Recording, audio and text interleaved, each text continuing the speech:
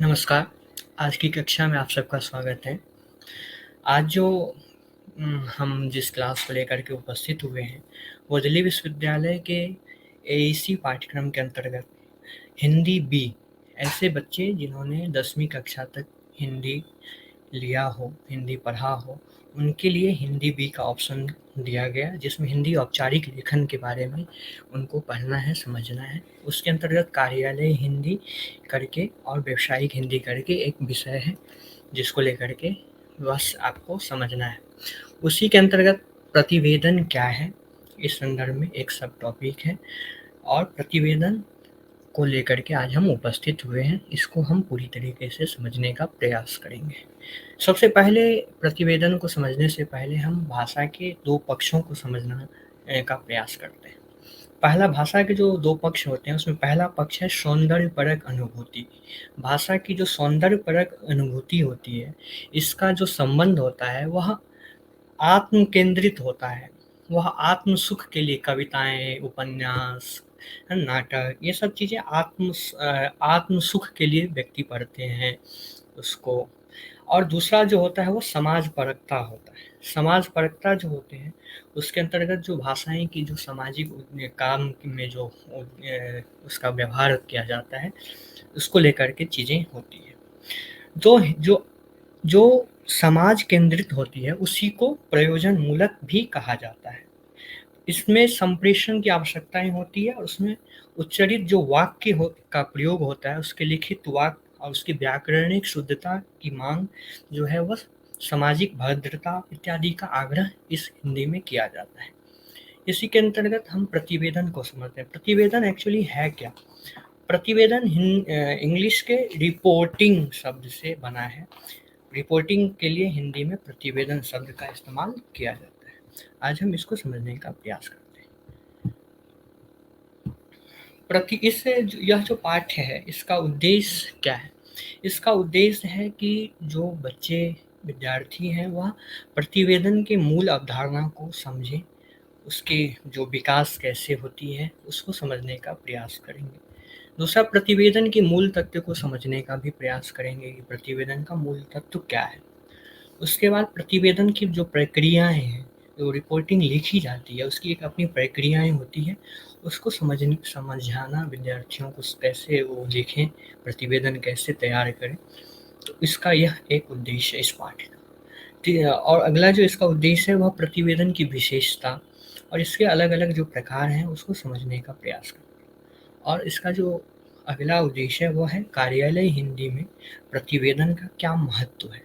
किसी भी कार्यालय में जो रिपोर्ट होते हैं, उसका क्या महत्व होता है, इसको विद्यार्थियों को समझना है। तो इस विषय को लेकर के हम आगे बढ़ते हैं। इसका जो परिणाम है, इस पाठ्य का जो परिणाम है, जो आउटकम है, वह विद्यार्थियों को जो समापन के बाद विद्यार्थी इनके तथ्यों के बारे में जानेंगे, वह है वेदन की मूल अवधारणा, प्रतिवेदन के मूल तत्व और प्रतिवेदन की प्रक्रिया और प्रतिवेदन की विशेषता। इन सब चीज़ों को विद्यार्थी इस पाठ्य को करने के बाद इसको सीखने का प्रयास करेंगे। प्रतिवेदन। प्रतिवेदन है क्या? प्रतिवेदन जब किसी व्यक्ति या व्यक्तियों के द्वारा किसी विषय से रिलेटेड किसी भी विधा में, किसी भी विषय में तथ्यों की जो अवगत नहीं रखता है। जैसे किसी विषय को लेकर के कोई सरकारी काम हो, उसमें जो बड़े अधिकारी होते हैं वो मौके पे जो है वो वहाँ पे नहीं रहते हैं। तो मौके पर जब नहीं रहते हैं, तो जो मौके पे लोग होते हैं, उनकी मदद से एक रिपोर्ट तैयार करके उनको वह पूरी घटनाक्रम को समझाया जाता है। जिसे आपको प्रतिवेदन उसे हम उसी जो रिपोर्ट लिखने की जो प्रक्रिया है, उसी को हम प्रतिवेदन कहते हैं। यह विषय जो है वह कोई घटना हो सकता है, कोई उद्घाटन समारोह हो सकता है, कोई सभा हो सकता है, कोई जुलूस हो सकता है या कोई सरकारी बैठक हो सकती है।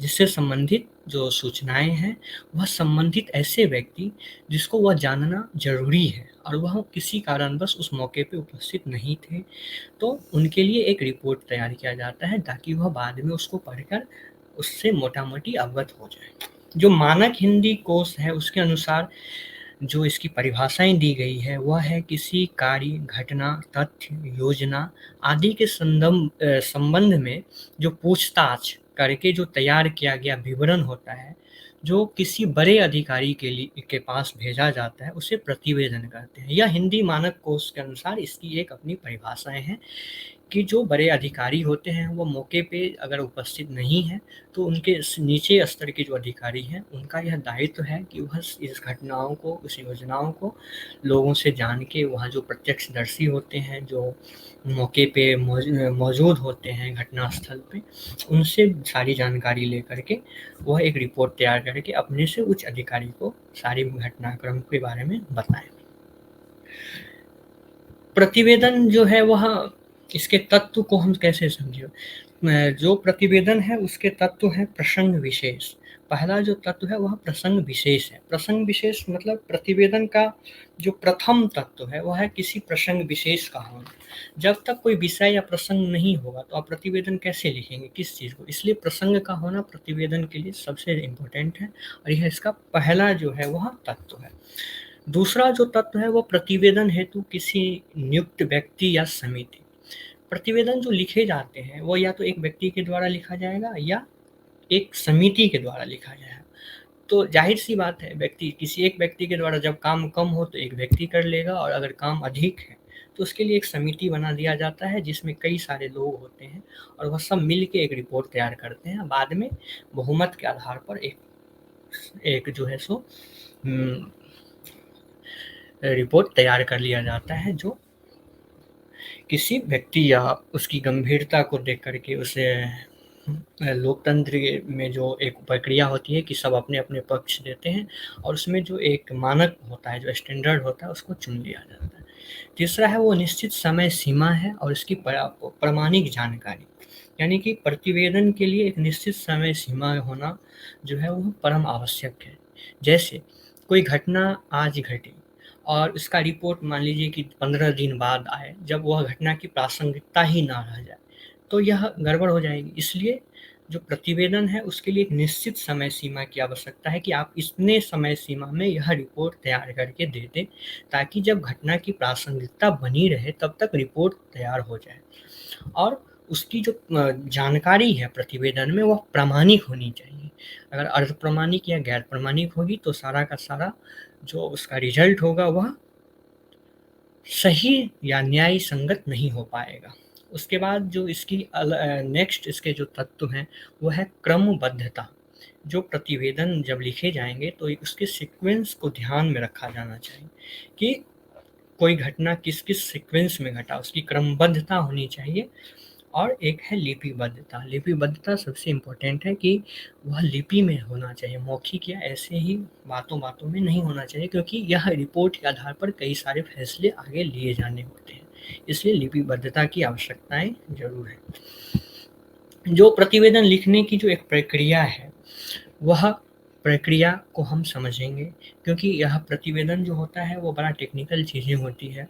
उसको लिखने के लिए भी एक टेक्निकल ज्ञान की आवश्यकताएँ होती हैं। तो आप उसको कैसे एक सही अच्छा जो प्रतिवेदन लिखा जाए, एक अच्छा रिपोर्ट जो तैयार किया जाए, उसकी एक क्या प्रक्रियाएँ हैं उसको हम एक-एक करके समझें। पहला विषय को सबसे पहला काम यह करना है कि जो विषय है उसको अच्छे से समझना है। क्योंकि अगर आप विषय को अच्छे से नहीं समझेंगे तो आप उसको रिपोर्टिंग भी उस तरह से नहीं लिख पाएँगे। तो विषय संबंधित विषय पे जिस पे आपको प्रतिवेदन लिखना है उस विषय को आपको पहले अच्छे ढंग से समझ लेना होगा। उसके बाद तथ्यों को एकत्र करना। मान लीजिए किसी गाँव में कोई वारदात हो जाती है और वहाँ के जो लोकल पुलिस हैं, थाने हैं, वहाँ के पहुँचते हैं जब लोग, तो वह सबसे पहले यह रिपोर्ट जब लिखते हैं तो सबसे पहले वो तथ्य जो फैक्ट्स होते हैं उसको एकत्र करते हैं, कलेक्ट करते हैं। तो दूसरा इसका जो लिखने की जो प्रक्रिया है और फिर उस आधार पर रिपोर्ट बाद में तैयार किया जाता है। तो दूसरा जो इसका है तरीका वह है उसमें सबसे पहले जो जितनी भी घटना है संबंधित जो भी तथ्य हैं, जो भी फैक्ट्स हैं उनको कलेक्ट करना, उसको एकत्र करना है। उसके बाद जो इसकी तीसरी जो उसका चरण है वो है प्रत्यक्षदर्शी। जो लोग घटना स्थल पे मौजूद हों, जो प्रत्यक्षदर्शी हों किसी घटना का, तो उससे संपर्क करना, उससे जानकारी लेना, यह उसकी एक अलग, क्योंकि जो घटनास्थल पे मौजूद होते हैं, वह सही जानकारी उनके पास होती है, तो उनसे संपर्क करना, उनसे सारी बात लेना और उस आधार पर फिर रिपोर्ट तैयार करना। उसके बाद विषय संबंधित नियमावली को समझ लें। मान लीजिए आप कोई चोरी के केस के लिए आप गए हैं किसी घटनास्थल पे और उस संदर्भ में जो नियमावली है वो आपको समझ में नहीं आए, आपको समझ में नहीं है कि उसकी क्या-क्या धाराएँ हैं, ये है। तो उस समय जब आप रिपोर्ट लिखेंगे तो थोड़ा गड़बड़ हो जाएगा, इसलिए इसका जो अगला जो नियम है या लिखने की जो एक सुंदर प्रतिवेदन लिखने की जो अगले चरण है, उसमें यह है कि जो भी विषय पे आप प्रतिवेदन लिखेंगे, उस संदर्भ में जो नियमावली हो, उसको अच्छे से पहले समझ लें। उसके बाद जो अगला चरण है, वह है जो आपने तथ्यों को संकलित किया है, जो प्रत्यक्षदर्शी से आपको जानकारी मिली है और नियमावली के अनुसार इन सब चीज़ों को एकत्र करके और उसको विश्लेषित करें, उसको व्याख्यायित करें।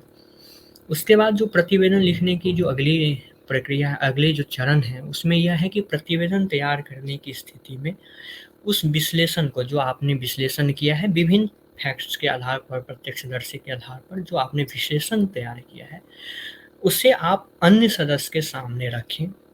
अगर आप ग्रुप में कर रहे हैं, प्रतिवेदन लिख रहे हैं, तो अगर एकल है तो फिर आपका ही अंतिम फैसला होता है, लेकिन जब वह समिति के रूप में प्रतिवेदन लिखा जाता है तो आप अन्य सदस्यों के सामने रखें अपने विचार को, अपने विश्लेषण को, फिर उस पे विचार विमर्श किया जाएगा, फिर बहुमत के आधार पर निर्णय लेकर के एक प्रतिवेदन तैयार किया जाए।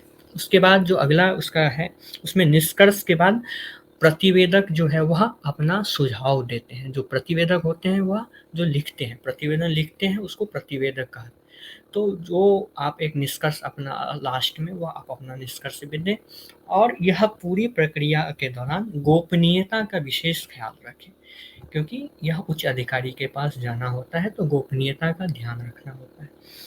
उसके बाद प्रतिवेदन जो टंकित किए जाते हैं उसको टाइप किया जाएगा, तो जो प्रतिवेदक या जो समिति, अगर प्रतिवेदक कोई एक व्यक्ति है तो व्यक्ति, अगर समिति है तो समिति के अध्यक्ष, सचिव तथा अन्य सदस्य, वो जो टाइप होकर के प्रतिवेदन आएगा, उन सबका जो है वो हस्ताक्षर तिथि के साथ हस्ताक्षर होनी चाहिए और फिर वह आगे जिस बड़े अधिकारी के लिए लिखा गया है उनके पास सौंपा जाता है। तो यह एक प्रतिवेदन लिखने की एक अपनी प्रक्रिया है, उसके कई चरण हैं। प्रतिवेदन की विशेषता के संदर्भ में हम बात करें, एक अच्छा रिपोर्ट कैसे लिखा जाए या एक अच्छा रिपोर्ट हम किसे कहते हैं, तो सबसे पहली बात है कि उसमें स्पष्टता होनी चाहिए। कोई भी रिपोर्ट हो तो उसमें वह स्पष्ट हो, कोई भी बातें जो चीज़ें हों उसमें लिखा हो वह स्पष्ट हो, वह कोई घुमा-फिरा उसमें जो है मुहावरेदार शब्द जो वाक्य हैं उसका प्रयोग ना हो, वो स्पष्ट होनी चाहिए ताकि जो पढ़े उसको वह उस चीज़ों को समझ सके। उसके बाद पूर्णता, पूर्णता जो है वह इसकी एक अपनी विशेषता है, क्योंकि प्रतिवेदन पूर्ण होगा उसी आधार पर चीज़ें समाप्त होंगी। तो पूर्णता जो है वह प्रतिवेदन के लिए एक विशेष गुण है। उसके बाद निष्पक्षता, यानी कि प्रतिवेदन जब आप लिखते हैं उस समय आप बिल्कुल निष्पक्ष होकर के लिखें, किसी पक्ष या विपक्ष को ध्यान में न रखते हुए आप एक अपनी ओपिनियन या फैक्ट्स के आधार पर या जो आपने जानकारियाँ जुटाई है उस आधार पर पूरे निष्पक्षता के साथ प्रतिवेदन को लिखें, यह एक उसकी विशेषता मानी गई है। साथ ही प्रामाणिकता, यानी कि प्रतिवेदन जो रिपोर्ट है वो प्रामाणिक हो, भाषा जो है वो सरल हो, सहज हो, अलंकारहीन हो, साहित्य जो भाषाएँ होती है वो ना हो, एक सामान्य व्यवहार की जो भाषाएँ होती है वो हो, यह प्रतिवेदन की एक अपनी विशेषता होती है। तो हमने यह देखा कि प्रतिवेदन लिखते समय किन-किन बातों का ध्यान रखा जाए, है ना? प्रतिवेदन जो है वो लिखने के क्या-क्या तत्व हैं और प्रतिवेदन लिखने के क्या-क्या चरण हैं और प्रतिवेदन जो है वह की एक अपनी एक विशेषताएँ हैं। प्रतिवेदन जो रिपोर्ट लिखी जाती है उसकी विशेषताएँ क्या-क्या हैं, इन चीज़ों को हमने समझा। तो आप लोग जुड़े इसके लिए बहुत-बहुत आभार। आगे भी हम लोग इस तरह काम करेंगे, पढ़ेंगे। बहुत-बहुत धन्यवाद, आभार।